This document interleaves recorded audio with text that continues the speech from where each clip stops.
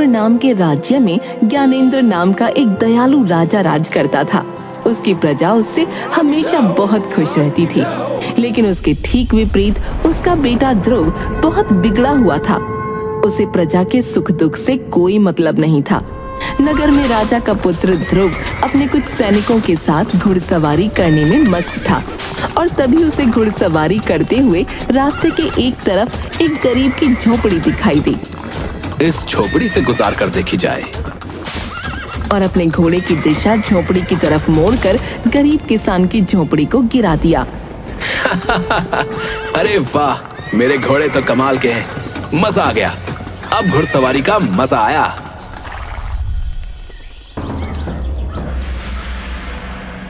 अगले दिन राजमहल में। क्या बात है मंत्री, ये शोर कैसा हो रहा है? महाराज, एक आदमी अंदर आने के लिए दरबान से लड़ रहा है। अरे, अब ऐसा क्या हो गया जो वो इतना तड़प रहा है? उसे अंदर आने दो।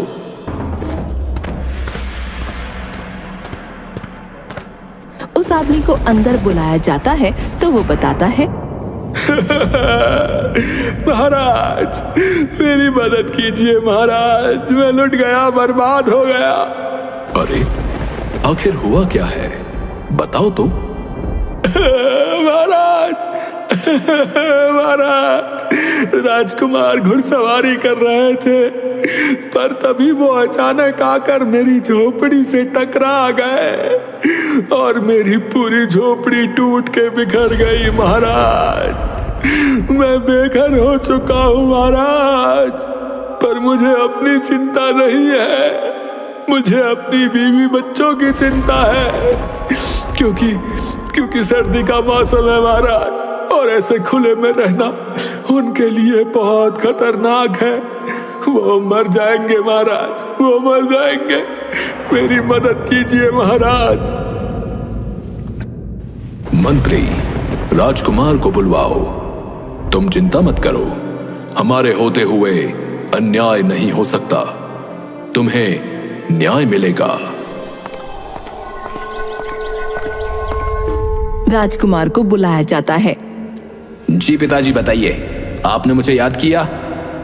ध्रुव, ये मैं क्या सुन रहा हूं? तुमने इस आदमी की झोपड़ी तोड़ दी? मैं इसका कारण जान सकता हूं? पिताजी, बस थोड़ी सी टक्कर लग गई थी, कोई बड़ी बात नहीं है। वैसे भी वो झोपड़ी बहुत कमजोर थी, और वैसे भी मैं अपने घोड़ों की ताकत को परखता रहता हूं। बेटा, तुम्हारे लिए ये छोटी बात हो सकती है, लेकिन इसके लिए ये जीवन और मृत्यु का सवाल है। क्या तुम जानते हो कि सर्दी में बिना छत के रहना कितना कठिन होता है? घोड़ों की ताकत युद्ध भूमि में देखी जाती है, ऐसे गरीब नगरवासियों के घर तोड़कर नहीं। नहीं, मुझे नहीं पता और जानना भी नहीं है। जरा सी गलती पर क्यों आप मुझे सुना रहे हो? मैं राजकुमार होकर अपनी मर्जी से कुछ फैसले भी नहीं ले सकता क्या? ध्रुव, गलती का एहसास होना जरूरी है। जब तक तुम्हें किसी की कठिनाई का अंदाजा नहीं होगा, तब तक तुम कभी अच्छे राजा नहीं बन पाओगे। एक राजा का दिल हमेशा अपनी प्रजा के लिए धड़कना चाहिए। सर्दी का मौसम बहुत कठोर होता है, और गरीबों के पास इतने साधन नहीं होते कि वो इससे बच सकें। तुम्हारी एक गलती ने इन लोगों को बेघर कर दिया। हाँ पिताजी, मैं समझ गया, अब मैं चलता हूँ। राजकुमार ने राजा की बातों पर कोई खास ध्यान नहीं दिया और वहां से चला गया। फिलहाल राजा ने उस आदमी की झोपड़ी वापस ठीक करवा दी,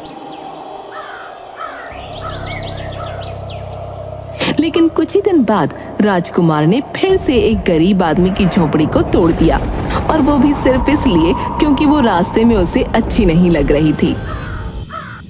ध्रुव, तुम्हारा दिल पत्थर का हो गया है।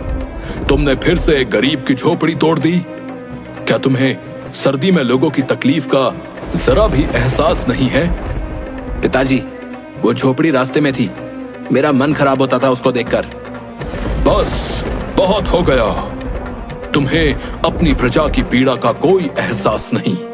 अगर तुम में संवेदना नहीं है तो तुम राजा बनने के काबिल नहीं हो। अब तुम इस महल से निकल जाओ। जाओ और देखो कि गरीबों की सर्दी कैसी होती है। जब तुम उनकी तकलीफें खुद महसूस करोगे तब शायद तुम्हें समझ आएगा कि राजा का दिल कैसा होना चाहिए। आप मजाक कर रहे हैं ना? मैं राजकुमार हूं इस नगर का, आप मुझे नहीं निकाल सकते। तुम्हें हर बात मजाक ही लगती है, लेकिन ये मजाक नहीं है। चले जाओ यहां से। सिपाहियों, इसे महल से बाहर निकाल दो। अरे मुझे हाथ मत लगाना पिताजी, आप ऐसा नहीं कर सकते पिताजी। राजा के आदेश पर राजकुमार को महल से बाहर निकाल दिया जाता है। वो पूरे दिन तो इधर उधर घूमता रहा, लेकिन रात होते ही उसे बहुत तेज सर्दी लगने लगी। अब तो काफी वक्त बीत गया। पिताजी ने दरबानों को आदेश दे दिया होगा कि मुझे अंदर आने दिया जाए। हाँ, अंदर चलकर देखता हूँ। वो महल में जाने की कोशिश करता है, पर दरबान उसे अंदर नहीं जाने देता। माफी चाहूंगा राजकुमार, लेकिन महाराज का आदेश है कि आपको अंदर न आने दिया जाए।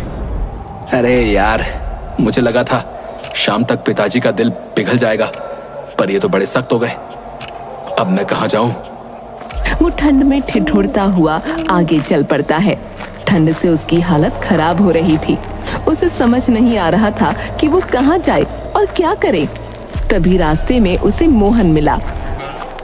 अरे राजकुमार, आप इतनी ठंड में यहाँ क्यों टहल रहे हैं?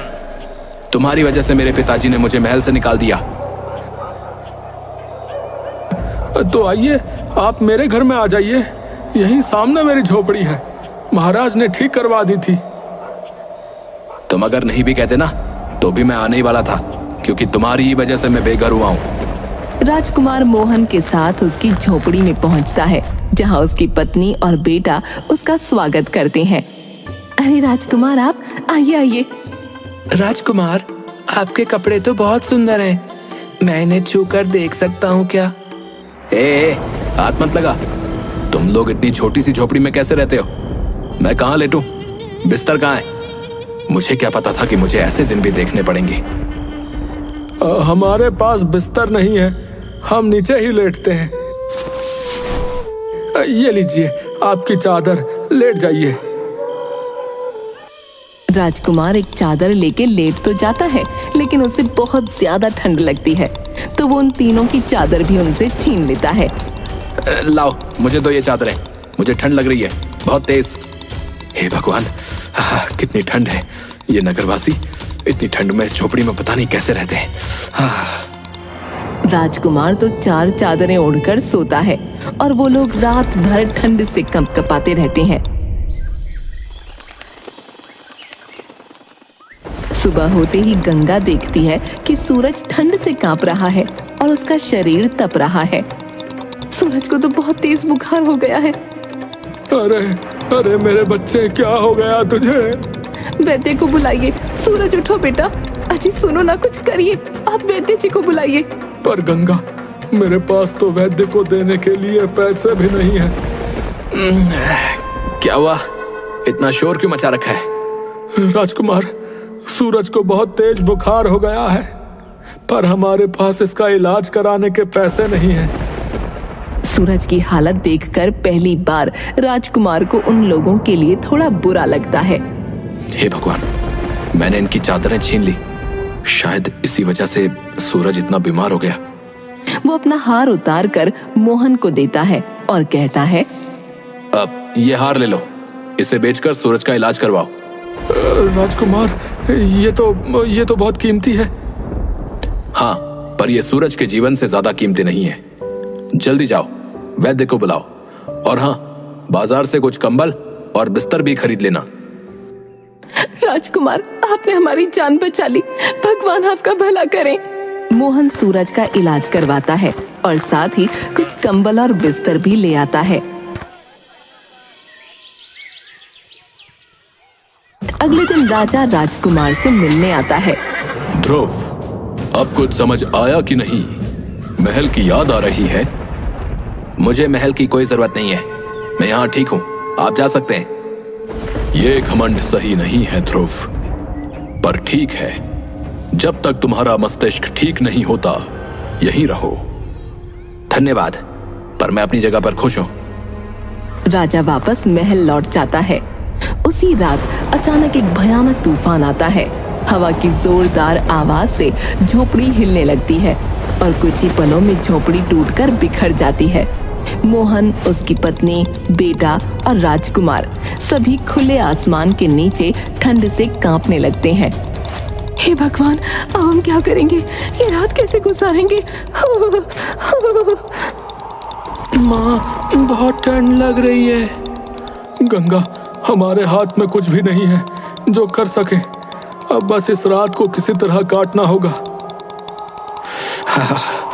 ये ठंड इतनी कठोर है, कैसे सहते हो तुम लोग इसे रोज?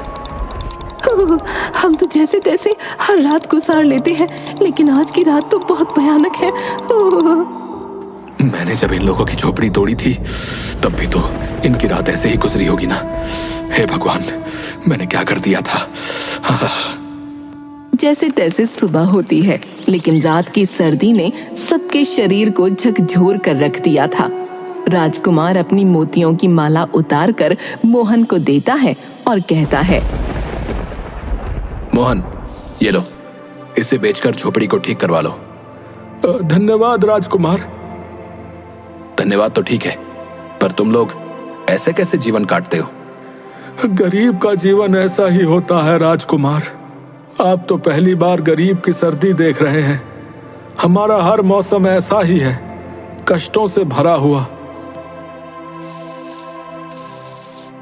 मोहन उस माला को बेचकर झोपड़ी सही करवा लेता है। लेकिन कुछ ही दिन गुजरते हैं और उनके घर में खाने का सब सामान खत्म हो जाता है।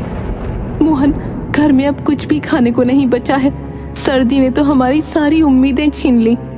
हाँ गंगा, बर्फ के कारण खेतों में कोई काम नहीं हो पा रहा है। लकड़ी काटने का काम भी ठप पड़ा है। इस ठंड में कोई पेड़ काटने नहीं जाता। अब क्या होगा? यह वक्त भी गुजर जाएगा, बस हमें सब्र रखना होगा। मोहन, मेरे पास अब सिर्फ ये एक अंगूठी बची है, इसे बेचकर कुछ खाना ले आओ। अब राजकुमार, आप इतना कुछ दे चुके हैं, ये अंगूठी मत दीजिए। मोहन, ये समय सोचने का नहीं है, जाओ इसे बेचकर खाने का इंतजाम करो। मोहन अंगूठी बेचकर खाना ले आता है। 1-2 हफ्तों तक वो खाना चलता है, लेकिन फिर सब कुछ खत्म हो जाता है। अब न मोहन के पास कुछ बचा था, न ही राजकुमार के पास। अब तो खाने को भी कुछ नहीं बचा। आगे की सर्दी कैसे काटेंगे? क्या यहाँ कोई ऐसा काम नहीं होता जिससे कुछ पैसे कमाए जा सके? यहाँ तो इस सर्दी में कोई काम नहीं होता, पर शहर में कुछ काम मिल सकता है, लेकिन वहां जाना आसान नहीं होगा। मोहन, हमें कुछ तो करना होगा। चलो हम शहर चलते हैं और वहां काम ढूंढते हैं। राजकुमार और मोहन शहर जाते हैं, जहां उन्हें मेहनत मजदूरी का काम मिलता है। ये राजकुमार के लिए पहली बार था कि उसने अपने हाथों से काम किया हो। दिन भर की मेहनत के बाद वो इतना थक गया कि उसकी हालत बेहद खराब हो गई। मोहन, मैंने कभी सोचा नहीं था कि काम इतना कठिन हो सकता है, लेकिन जब अपने मेहनत के पैसे से खाना खा रहा हूं तो दिल को बहुत ही सुकून मिल रहा है। हालांकि दिन भर की थकान और सर्दी की वजह से राजकुमार को अचानक तेज बुखार हो गया। वो तड़पने लगा और उसकी हालत बिगड़ती चली गई। मैंने तुम सबके साथ बहुत बुरा किया है। अब मुझे समझ आया कि तुम लोगों पर क्या बीतती है और तुम्हारे बेटे ने बुखार से तड़पते हुए क्या महसूस किया होगा। मोहन, मुझे माफ कर दो। इतना कहते ही राजकुमार बेहोश हो गया। फिर जब उसकी आंखें खुली तो उसने देखा कि वो अपने महल के नरम बिस्तर पर लेटा है। मैं यहाँ कैसे पहुंचा? बेटा, मैंने हर समय तुम पर नजर रखी थी। जैसे ही तुम्हारी तबीयत बिगड़ी, मैंने तुम्हें तुरंत महल में लाने का आदेश दिया। पिताजी, मुझे वापस जाना है। मैं मोहन और उसके परिवार के साथ रहना चाहता हूँ। नहीं बेटा, अब तुम जान चुके हो कि गरीबों का जीवन कितना कठिन होता है। तुमने उनकी परेशानियां महसूस की हैं। अब तुम्हारा यह कर्तव्य है कि तुम एक अच्छे राजा बनो और उनकी भलाई के लिए काम करो। राजकुमार को राजा की बात समझ आई। उसने तय किया कि वो अपने राज्य के गरीब लोगों की मदद करेगा। हाँ पिताजी, अब मैं समझ गया हूं कि असली राजा वो होता है जो अपने लोगों की तकलीफों को समझे और उनका समाधान करे। मैं वचन देता हूं कि इस सर्दी के खत्म होने से पहले मैं गरीबों के लिए गर्म कपड़े, कंबल और बेहतर आवास की व्यवस्था करूंगा। राजकुमार ने अपने वचन को निभाया। उसने गरीबों के लिए न सिर्फ गर्म कपड़ों की व्यवस्था की, बल्कि उनके लिए नए घर भी बनवाए और नए रोजगार के अवसर भी दिए। राजकुमार के इस कदम से राज्य के लोगों का जीवन बेहतर हुआ और उन्होंने अपने राजा की दिल से सराहना की।